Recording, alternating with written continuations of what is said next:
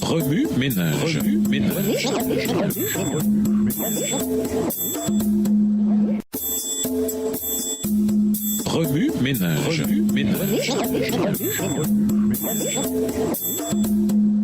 Bienvenue dans votre émission Remue ménage. Nous voilà à la leçon 5, la foi de l'Ancien Testament. Le Christ, en devenant objet de malédiction pour nous, nous a délivrés de la malédiction de la loi. L'Écriture déclare en effet « Maudit soit quiconque est pendu à un arbre » Galates 3, le verset 13. Racheté pour quelque chose de mieux. Lisons 1 Pierre 1, les versets 18 et 19. 1 Pierre 1, les versets 18 et 19. Vous savez en effet que ce n'est point par des choses périssables, argent ou or, que vous avez été rachetés de la vaine manière de vivre, héritée de vos pères, mais par le sang précieux de Christ, comme d'un agneau, sans défaut et sans tache. En matière de rédemption, l'histoire de Chris Napier m'a beaucoup touché. Chris eut une enfance très difficile. À l'âge de 3 ans, il perdit son père et se retrouva finalement dans la rue. Bientôt, il devint violent et accro à la drogue. À l'âge de 14 ans, il évoluait déjà dans le monde du crime. Ses amis et lui volaient des sacs à main pour pouvoir acheter de la cocaïne. Un jour, un deal de drogue ayant mal tourné, Chris fut arrêté par la police. Reconnu coupable de meurtre au premier degré et de possession de cocaïne, il fut condamné à la prison à perpétuité. Tandis qu'il était en prison, Chris reçut une lettre de son frère. Il apprit que son meilleur ami avait été atteint par balle, poignardé et que son corps avait été brûlé. Pour Chris, ce tragique événement fut le point tournant de sa vie. Il devint un prisonnier modèle et purgea 15 ans de sa peine avant d'être gracié par l'État. C'est au carrefour de sa vie qu'il écrivit un livre, Poverty and Prison, Frustrations of My Past. La pauvreté et la prison, frustration de mon passé. Il consacre actuellement sa vie à parler à des jeunes à risque dans sa collectivité et ailleurs. Chris croit que les frustrations de son passé sont imputables à une enfance défavorisée, à la vie dans la rue, à la dépendance à la drogue et à son séjour en prison. Mais il pense aussi qu'il existe une issue, la rédemption, pour ceux qui sont impliqués dans de telles activités. Chris Napier a déclaré « Même si nous vendions de la drogue, nous désirions ardemment nous en sortir. Nous avons compris que nous étions pris au piège et qu'il existait une vie meilleure. » Lorsque l'humanité a sombré dans le péché, toutes les générations ont dû en porter les conséquences. Le diable a réclamé la race humaine comme sa propriété. Nous méritions la mort. C'est alors que Dieu nous a donné une seconde chance de vivre. Il a envoyé Jésus-Christ, son Fils unique, nous racheter pour quelque chose de meilleur. Jésus a dû subir les insultes, la souffrance et la mort pour racheter l'humanité perdue. Nous n'avons rien payé pour notre rédemption. C'est Jésus qui, rempli de l'amour du Père, a tout payé. Par le précieux sang du Christ, nous sommes réconciliés avec Dieu. Le thème de la réconciliation se trouve partout dans la Bible, depuis l'Ancien Testament jusqu'au temps évangélique. Cette semaine, nous allons sonder la rédemption de la race humaine par la foi en Christ, laquelle existait à l'époque des patriarches et des prophètes. Au revoir. Et à demain si Dieu veut. Remue ménage. Remue ménage.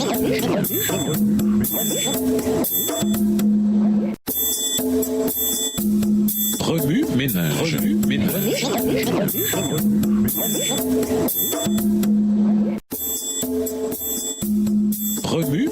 Remue ménage.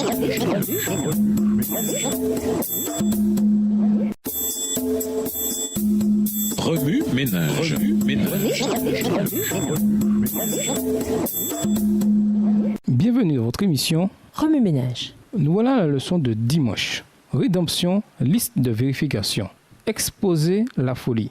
Lisons 1 Corinthiens 1, verset 23. 1 Corinthiens 1, le verset 23. Nous prêchons Christ crucifié, scandale pour les Juifs et folie pour les païens. Bien qu'élevé au sein d'une culture juive stricte, Paul est passé par une transformation complète après avoir accepté le Christ. Il est devenu un messager de Dieu, prêchant l'évangile du Christ crucifié. Il a mis de côté tous les enseignements, toute la philosophie et toute l'éloquence de sa vie passée pour embrasser une vie nouvelle en Christ. Dans 1 Corinthiens 1, le verset 23, Paul souligne que l'évangile du Christ est une folie et une pierre d'achoppement pour ceux qui s'appuient sur la sagesse du monde. Mais pour les racheter, pour tous ceux qui croient, l'évangile est la bienheureuse espérance. Ceux qui se cramponnent à la sensualité, à la convoitise, à l'orgueil et à l'ambition voient bien que l'évangile s'oppose à leur poursuite préférée. En revanche, ceux qui reçoivent l'évangile et sont illuminés par l'Esprit de Dieu discernent plus que dans toutes ses autres œuvres, la sagesse et la puissance divine qui se dégagent de la doctrine du Christ crucifié. Le salut change notre façon de raisonner. Lorsque nous nous cramponnons à un point de vue mondain, nous prouvons que nous sommes encore du monde, même si nous prétendons être chrétiens. Dans une certaine mesure, nous commençons à mal appliquer les Écritures, à les utiliser pour justifier nos propres intérêts et à éviter ce que la parole de Dieu en fait révèle. C'est ce qui est arrivé aux membres de l'Église de Galatie et c'est ce qui peut aussi nous arriver. La signification de la rédemption. Lisons Galates 3, les versets 1 à 5. Galates 3, les versets 1 à 5. Ô Galates insensés, qui vous a fasciné, vous, aux yeux de qui a été dépeint Jésus-Christ crucifié? Voici seulement ce que je veux apprendre de vous. Est-ce en pratiquant la loi que vous avez reçu l'Esprit ou en écoutant avec foi? Êtes-vous tellement insensés? Après avoir commencé par l'Esprit, allez-vous maintenant finir par la chair? Avez-vous fait tant d'expériences en vain? Si du moins c'est en vain. Celui qui vous accorde l'Esprit et qui opère des miracles parmi vous, le fait-il donc parce que vous pratiquez la loi ou parce que vous écoutez avec foi? Paul réprimanda les Galates et dénonça leur folie. Quelque chose manquait dans leur système de connaissance et de compréhension, surtout concernant l'œuvre du Christ dans le cœur des croyants. Oubliant qu'ils avaient été rachetés par un sauveur ressuscité et ne cédant pas à l'Esprit de Dieu pour qu'il les transforme, ils devinrent incohérents dans leur comportement. Le point principal que Paul souligne ici, c'est que nous attendons par la puissance du Saint-Esprit qui agit au travers de notre foi. Galates 5, le verset 5. Galates 3, les versets 1 à 5, a pour mission d'indiquer à chaque chrétien le chemin menant à la justice. Dans ce passage, Paul essayait d'aider les Galates à voir la folie de leur action. Il contredisait l'œuvre du Christ sur la croix et fermait leur cœur à l'esprit. Bref, ils oubliaient que lorsqu'on devient chrétien, on revêt un nouveau statut. Devenir chrétien implique toujours la venue de l'Esprit du Christ. En tant que chrétien, on ne s'appartient plus. On a été racheté par le Christ et possédé par son Esprit. Notre dette en tant que chrétien. Lisons Romains 13, versets 8 à 10. Romains 13, les versets 8 à 10. Ne devez rien à personne si ce n'est de vous aimer les uns les autres, car celui qui aime les autres a accompli la loi. En effet, les commandements, tu ne commettras pas d'adultère, tu ne commettras pas de meurtre, tu ne commettras pas de vol, tu ne rendras pas de faux témoignages, tu ne convoiteras pas. Et tout autre commandement se résume dans cette parole, tu aimeras ton prochain comme toi-même. L'amour ne fait pas de mal au prochain, l'amour est donc l'accomplissement de la loi. La Bible confirme que l'amour est le fondement de toute activité chrétienne. Jean 13, versets 34 et 35. Dieu nous aime tous. Si nous désirons vraiment le représenter, nous devons manifester la qualité de l'amour fraternel dans notre vie. Dans l'Épître aux Romains, Paul fait écho au même principe. Celui qui aime ne fait aucun mal à son prochain.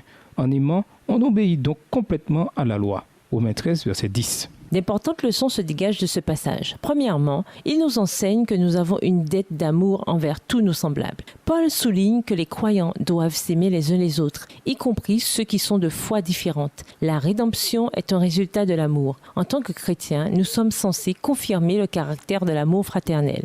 Dans Luc 10, versets 29 à 37, le Christ souligne que l'amour va plus loin que notre foi. Il s'applique à ceux que nous n'apprécions pas particulièrement et à ceux qui nous ont fait du tort.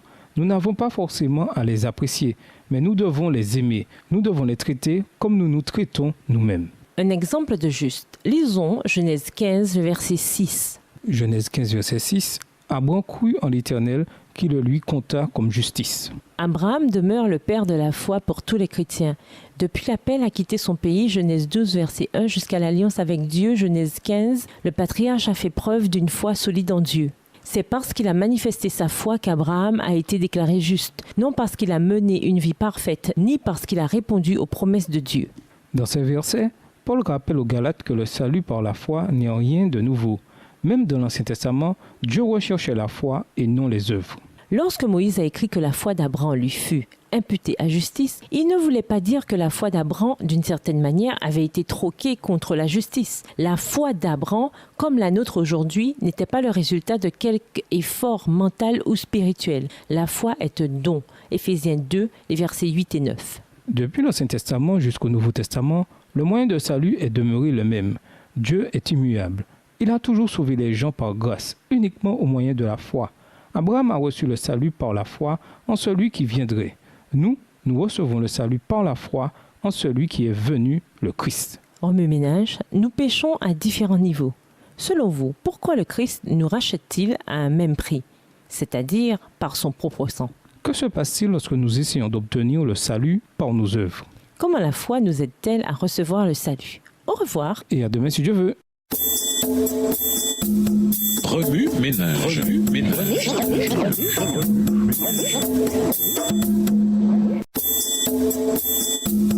Remue ménage. Remue ménage.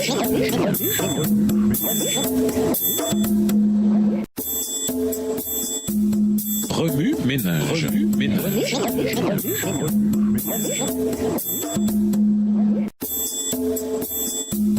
Remue ménage. Remue ménage. Bienvenue dans votre émission. Remue ménage. Nous voilà à la leçon de lundi, rédemption et foi. Lisons 1 Corinthiens 6, le verset 20. Car vous avez été rachetés à un grand prix. Glorifiez donc Dieu dans votre corps et dans votre esprit qui appartiennent à Dieu. Ellen G. White a commenté soigneusement le plan de la rédemption. Dans l'un de ses livres, elle dit « Ce plan allait requérir la collaboration du ciel tout entier. Mais lorsque le Fils de Dieu en fit part aux anges, ceux-ci, loin de se réjouir, accueillirent ces paroles au milieu de silence mêlé de stupeur. Le salut de l'homme, leur dit-il, va coûter des douleurs inexprimables à votre chef bien-aimé. Pour pouvoir se placer entre le pécheur et son châtiment, il lui faudra quitter le siège de la majesté céleste, renoncer aux joies et à la gloire immortelle des régions de la pureté et de la paix, naître sur la terre comme un simple homme, y respirer l'atmosphère fétide et souillée d'un monde perdu. Après avoir participé personnellement aux douleurs et aux tentations des humains, il subira l'ignominie et la mort. Pour les chrétiens de tous les siècles, la repentance et la foi en Christ ont constitué le fondement du salut. Abraham a manifesté une telle foi, une foi à laquelle Dieu s'attendait, une foi dont le niveau conduit à la justice. Ce qui était demandé à Abraham n'était ni une épreuve facile, ni un léger sacrifice. Des liens puissants l'attachaient à sa patrie, à sa parenté, à son foyer. Mais il n'hésite point. Il ne demande pas si le pays où il se rend est fertile, si le climat en est salubre, si les environs en sont agréables, ni s'il est possible de s'y enrichir. Dieu ayant parlé, son serviteur obéira, car pour lui, le plus beau lieu de la terre est celui où Dieu l'appelle. Beaucoup de croyants aujourd'hui encore sont soumis à la même épreuve que le patriarche, avertis non par une voix venant directement du ciel, mais par la parole de Dieu et des circonstances providentielles. Ils sont appelés à abandonner une carrière qui leur promet la fortune et les honneurs, à quitter leurs proches ou à renoncer à un milieu agréable et avantageux pour entrer dans une voie où les attendent des inconvénients, des renoncements, des sacrifices. Oui, ménage, que nous enseigne la loyauté d'Abraham sur la foi. Mentionner 3 privilèges de la rédemption. Au revoir. Et à demain si je veux. Remue ménage. Remue ménage.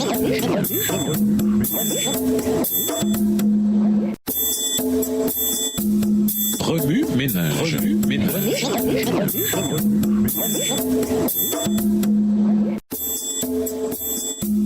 Remue ménage. Remue ménage.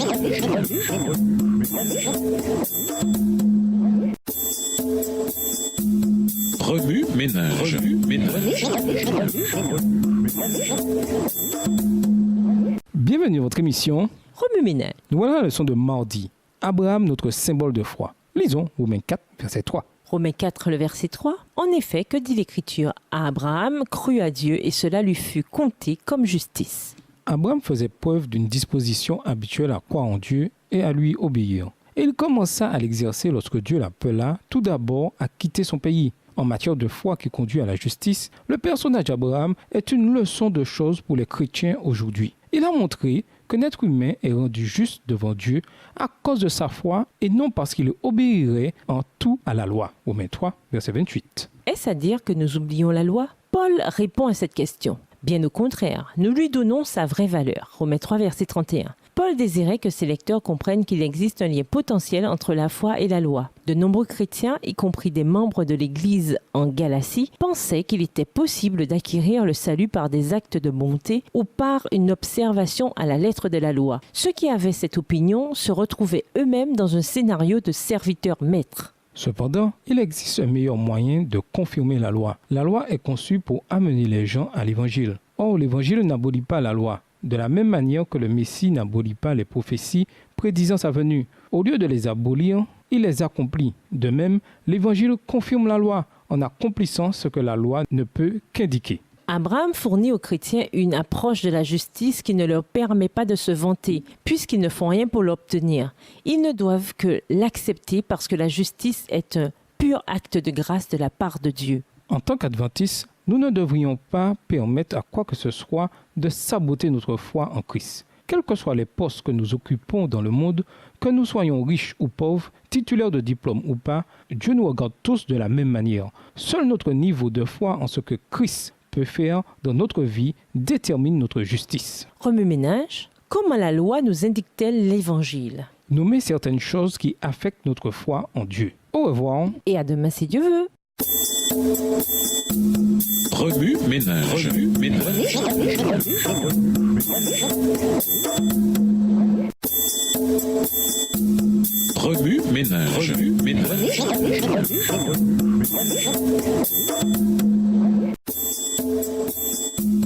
Remue-ménage.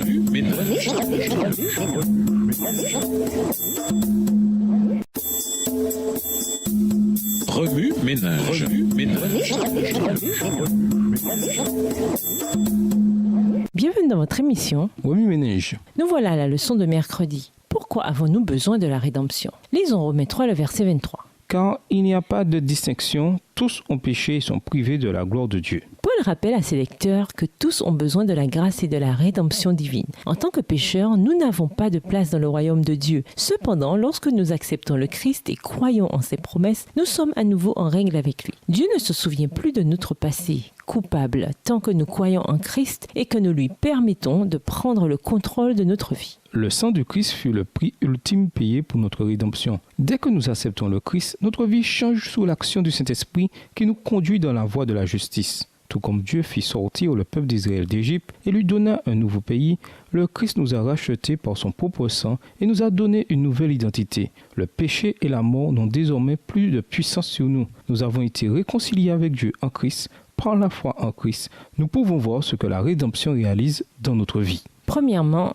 nos péchés sont pardonnés. Éphésiens 1, le verset 7. Par sa mort, le Christ a lavé nos péchés et nous a rendus à nouveau justes devant Dieu. C'est là un acte de grâce de la part de Dieu envers ses enfants. Deuxièmement, nous avons accès à la vie éternelle. Apocalypse 5, versets 9 et 10. La rédemption nous donne accès à la vie éternelle. Le salaire du péché, c'est la mort. Cependant, Dieu, dans son amour éternel, nous donne une seconde chance de vivre, non parce que nous avons fait quoi que ce soit de bon, mais à cause de notre foi en Christ. Troisièmement, nous établissons une relation avec Dieu. Romains 5, le verset 17. Le péché déforme notre relation avec Dieu. Cependant, lorsque nous acceptons le Christ en tant que sauveur, nous lui permettons de nous rétablir dans la famille royale du royaume de Dieu. Quatrièmement, cette relation permet au Saint-Esprit de vivre en nous. 1 Corinthiens 6, versets 19 et 20. Le Saint-Esprit ne peut vivre dans un cœur impie. En ouvrant la porte de notre cœur à Jésus, nous permettons aussi à l'Esprit d'y entrer et de diriger notre vie. Même si nous avons péché et méritons la colère de Dieu, grâce à la rédemption, nous sommes une nouvelle créature. L'acte de la rédemption nous permet de nous lever et d'affronter les tribulations de ce monde avec confiance, sachant qu'une vie extraordinaire nous attend dans l'éternité. Remue-ménage, quel autre avantage de la rédemption pouvez-vous mentionner? Puisque nous sommes rachetés par la mort de Jésus, pourquoi devons-nous prier ou aller à l'église? Au revoir. Et à demain si Dieu veut. Remue-ménage. Remue-ménage.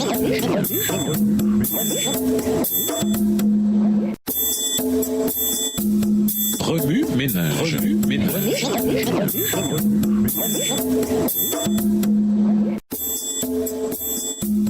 Remue-ménage.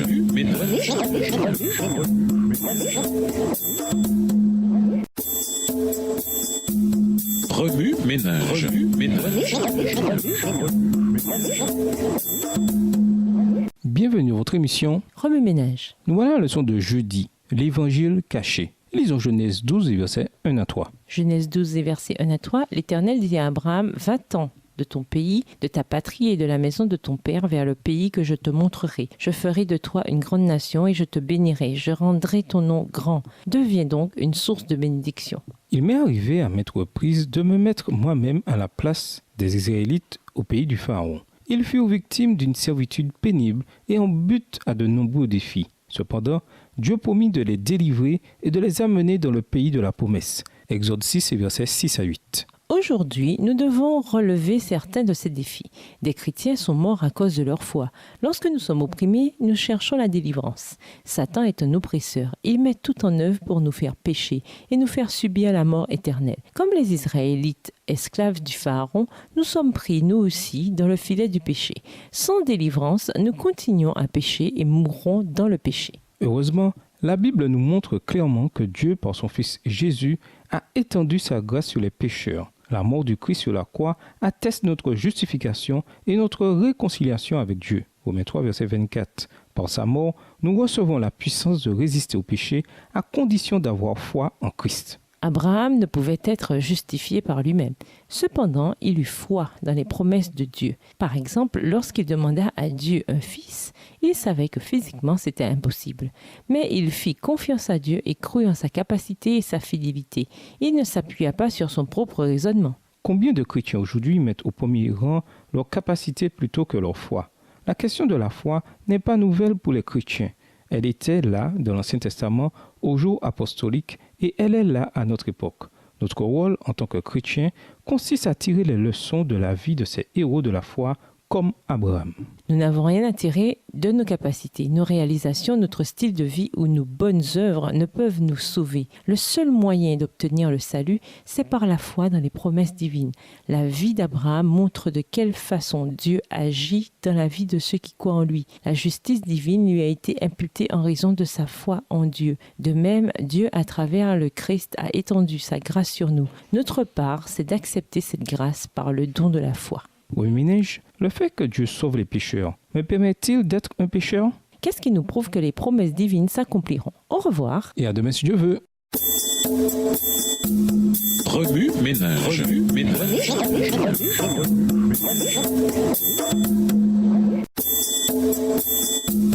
Remue ménage. Remue ménage.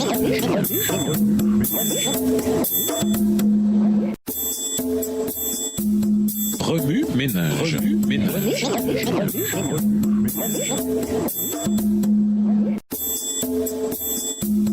Remue ménage. Remue ménage. Bienvenue dans votre émission Oui, Minège. Une vie fondée sur les Écritures. Lisons Romains 4, le verset 3. Romains 4, verset 3. En effet, que dit l'Écriture? Abraham crut à Dieu et cela lui fut compté comme justice. Pour conclure, les Écritures doivent être notre guide dans chaque aspect de notre vie. Nous devons savoir ce qu'elles disent. Prions alors que nous étudions chaque jour la Bible. Prions pour que le Saint-Esprit nous aide à mettre en pratique ce que nous y apprenons. Avec la bénédiction divine, nous nous enracinerons ainsi dans la parole de Dieu. Qu'offrent aux idées? Comparer les idées chrétiennes, juives et grecques sur le Christ crucifié. 1 Corinthiens 1, les versets 23 à 25. Comment leur style de vie contribue-t-il à leur acceptation du Christ? S'enracine-t-il dans les Écritures? Écrivez un article sur le pour et le contre d'une vie fondée sur les Écritures. Réfléchissez à ce que vous pourriez faire pour améliorer votre étude des Écritures. Faites une liste de 5 choses par ordre de priorité que vous pouvez faire pour améliorer votre connaissance scripturaire. Mémorisez plusieurs versets bibliques qui vous réconfortent. Enregistrez-les et partagez-les avec vos amis. Observez tranquillement la nature pendant 30 minutes. Trouvez des versets bibliques qui parlent de 7 éléments que vous avez observés. Notez dans un livre les importantes promesses bibliques, divisez-les en catégories. Encouragement, amour, consolation, victoire, retour de Jésus, etc. Préparez un discours que Paul aurait pu prononcer aux Galates. Jouez ce rôle devant les membres de votre classe de l'école du sabbat, ceux-ci tenant celui des Galates. Observez leur réaction à cette exclamation.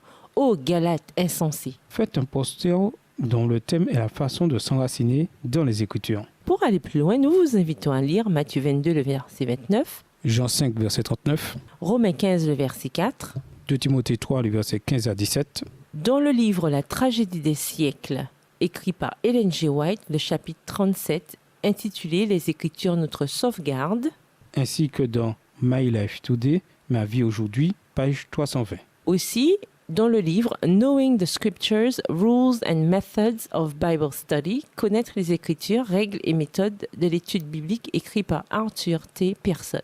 Et le livre Knowing Scripture, connaître les Écritures de R.C. Sproul. Au revoir. Et à demain si Dieu veut.